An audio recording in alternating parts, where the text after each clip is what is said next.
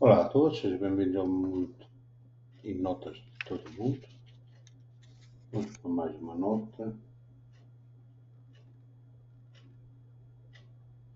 Essa é um quarto de, acho que deve ser de dólar, 50 cents. É de Bahamas, é de 2001. Subscreva no meu canal Mundo das Moedas para mais vídeos. Todos os dias há vídeos. Vamos virar a nota.